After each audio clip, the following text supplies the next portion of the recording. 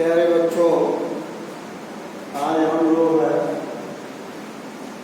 कक्षा 11 विषय शिक्षा शास्त्र के अंतर्गत पाठ 2 शिक्षा के उद्देश्य के बारे में अध्ययन शुरू करेंगे। तो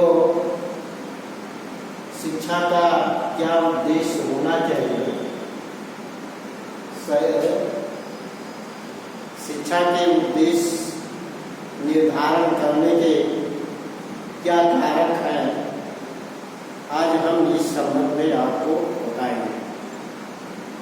क्योंकि जैसे जैसे मानव विकास करता है वैसे वैसे मानव की शिक्षा पद्धति, शिक्षा के पाठ्यक्रम तथा शिक्षा के संस्थाओं में उत्तरोत्तर विकास होता है।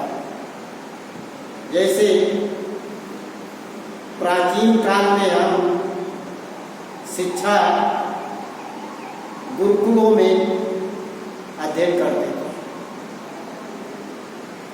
तो गुरु अपने आश्रम में अपने तरीके से सिलेबस देश और राष्ट्र को ध्यान में रख करके बना करके विद्यार्थियों को पढ़ाते। तो उस समय के शिक्षा के उद्देश्य अलग हुआ करते थे। इसी तरह से मध्यकालीन में शिक्षा के उद्देश्य अलग होते थे। तो आज वर्तमान में शिक्षा के उद्देश्य अलग होते हैं। तो शिक्षा का उद्देश्य निर्धारण करने के लिए यहाँ महत्वपूर्ण कारकों को बताया गया। शिक्षा के उद्देश्य निर्धारण करने का पहला कारक समाज द्वारा स्वीकृत मूल्य एवं मापदंड। समाज जिन मूल्यों को स्वीकृति प्रदान करता है उन मूल्यों पर आधारित पाठ्यक्रम तैयार किया जाता है और उन मूल्यों को विद्यार्थियों के अंतर्निहित शक्तियों को में डालना और उसे बाहर लाना, यह शिक्षा का उद्देश्य होता है। तो समाज के मूल्य क्या है? समाज के मूल्य के आधार पर उसका मानदंड क्या होगा, इसके आधार पर शिक्षा के उद्देश्य निर्धारित किए जाते हैं। शिक्षा का मानदंड मूल्य निर्धारित करने का काम समय समय में परिवर्तन होता है। जैसे प्राचीन काल शिक्षा में शिक्षा के जो मूल्य थे वह मानदंड जो थे ईश्वर और अध्यात्मवाद की तरफ झुकाव, ईश्वर की प्राप्ति तथा उसका मानदंड आध्यात्मिक था। तो इस आधार पर उस समय वेद ग्रंथों को पढ़ाया जाता था, पुराणों को पढ़ाया जाता था। तो वह जो शिक्षा के यानी कि स्वीकृत जो उस समय के मूल्य होते हैं, वह मानदंड होते हैं, उसी प्रकार के शिक्षा के उद्देश्य निर्धारित किए जाते हैं। आज समाज का मूल्य और मानदंड क्या है? समाज के मूल्य मानदंड के वर्तमान परिस्थितियों में जो है, उस वर्तमान परिस्थितियों के अनुसार शिक्षा के उद्देश्य निर्धारित किए जाते हैं। इस तरह से पहला कारक है समाज द्वारा स्वीकृत मूल्य एवं मानदंड। दूसरा सामाजिक आदर्श एवं मान्यताएं। समाज का क्या आदर्श है? सामाजिक आदर्श क्या है? उन सामाजिक आदर्शों तथा मान्यताओं को ध्यान में रख करके शिक्षा का उद्देश्य निर्धारित किया जाता है। चाहे धार्मिक मान्यताएं, सामाजिक मान्यताएं हों, तो उन सामाजिक, धार्मिक, राजनीतिक मान्यताओं को ध्यान में रख करके सामाजिक आदर्श को निर्माण करने के लिए शिक्षा का उद्देश्य निर्धारित किया जाता है। सामाजिक आदर्श, समाज का आदर्श क्या है? समाज का आदर्श जैसे एक बेहतर सभ्य और मानव सेवा पर आधारित समाज तैयार करना। मानवीय सेवा पर आधारित समाज का, मानवीय सेवा एक समाज का आदर्श हुआ। मानवीय कल्याण एक समाज का आदर्श हुआ। देश राष्ट्र को विकास की शिखर पर ले जाना ये भी समाज का आदर्श है। तो उस आदर्श के आधार पर जो है, उस समय की मान्यताओं के आधार पर जो है शिक्षा के उद्देश्य निर्धारित किए जाते हैं। तीसरा, समाज की व्यवहारिक दशाएं सामाजिक है। सामाजिक व्यवहार क्या है? किन मूल्यों को सामाजिक व्यवहार में मान्यता दी है? जैसे चोरी करना, किसी के अन्याय अत्याचार करना, ये क्या? ये समाज के विपरीत में है। तो ये सामाजिक व्यवहार के विपरीत में दशाएं हैं। एक समाज शांति और सभ्यपूर्ण जीवन व्यतीत कर सके, उस शांति व्यवस्था में जीवन निर्वाह कर सके, ऐसी सामाजिक दशाओं को निर्माण करना इनकी समाज की व्यवहारिक दशाएं होती हैं। तो समाज की व्यवहारिक दशाओं को ध्यान में रख करके जो है शिक्षा का उद्देश्य निर्धारित किया। अगला, समाज की परिस्थितियां। सामाजिक परिस्थितियां कैसी हैं? समाज का परिस्थितियां का मतलब समाज में किस किस प्रकार के लोग हैं, समाज किन परिस्थितियों से गुजर रहा है, किन दशाओं से गुजर रहा है। तो समाज की परिस्थितियों को भी ध्यान में रख करके शिक्षा का उद्देश्य निर्धारित किया जाता है।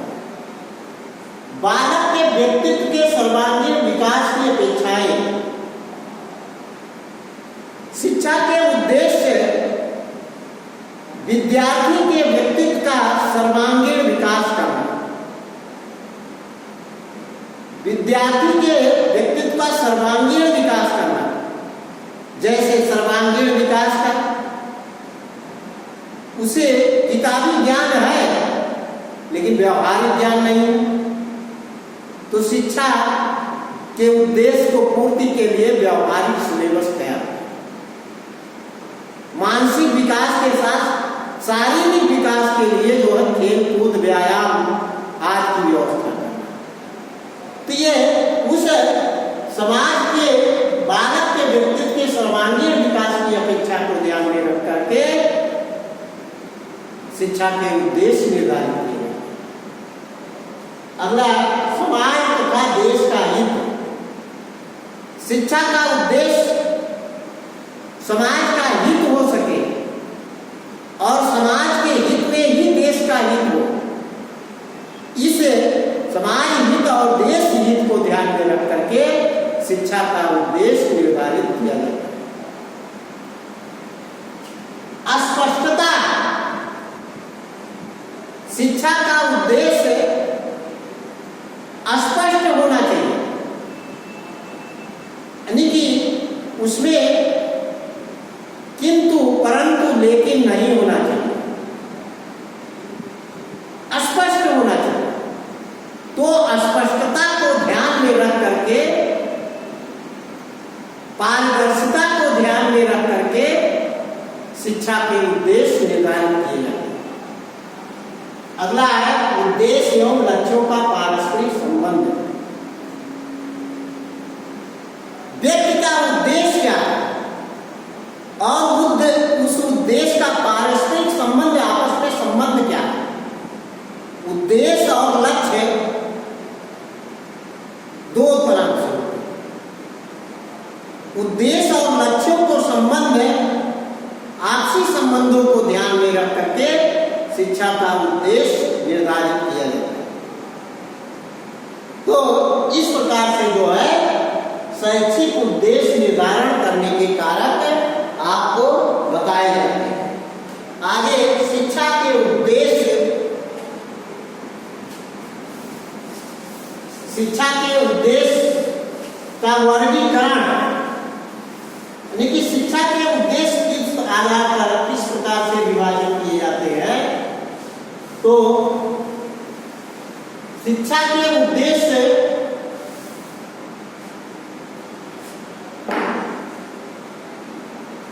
इसको 3 भागों में विभाजित करके हम अध्ययन करते हैं।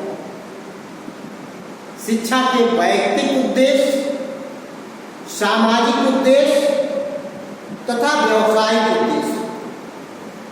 वैयक्तिक उद्देश्य, पहला शिक्षा के उद्देश्य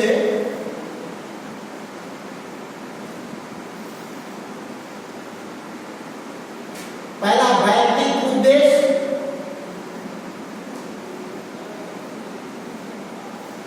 वैयक्तिक उद्देश्य।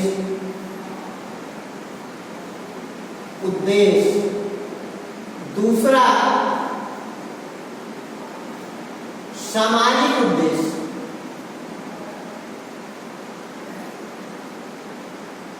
सामाजिक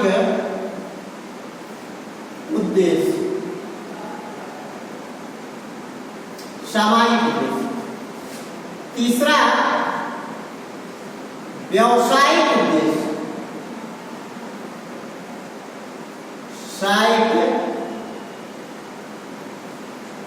व्यावसायिक उद्देश्य, व्यावसायिक उद्देश्य। शिक्षा का उद्देश्य जो है 3 प्रकार से विभाजित किया जाता है। पहला वैयक्तिक उद्देश्य का मतलब व्यक्तिगत उद्देश्य, मानव का व्यक्तिगत उद्देश्य क्या है, उस उद्देश्य पर जो है शिक्षा का उद्देश्य बताया गया है। दूसरा सामाजिक उद्देश्य, शिक्षा का उद्देश्य सामाजिक उद्देश्य, समाज का उस पर क्या प्रभाव पड़ेगा, समाज पर क्या प्रभाव डालना है, समाज को किस दिशा में ले जाना है, उस आधार पर जो है जो शिक्षा के उद्देश्य विभाजित किए जाते हैं वो सामाजिक उद्देश्य कहलाते हैं। तीसरा व्यावसायिक उद्देश्य, कौन से व्यवसाय में विद्यार्थी जाना चाहता है, विद्यार्थी के व्यवसाय निर्धारण के आधार पर व्यवसायिक उद्देश्य निर्धारित किए जाते हैं। तो ये शिक्षा के व्यवसायिक उद्देश्य निर्धारित किए जाते हैं। तो पहला वैयक्तिक उद्देश्य, व्यक्ति के प्रभाव अथवा व्यक्ति को तैयार करने के लिए निर्धारित किए जाने वाले उद्देश्य। दूसरा समाज को ध्यान में रख करके तैयार किए जाने वाले उद्देश्य। तीसरा व्यवसाय को ध्यान में रख करके निर्धारित किए जाने वाले उद्देश्य।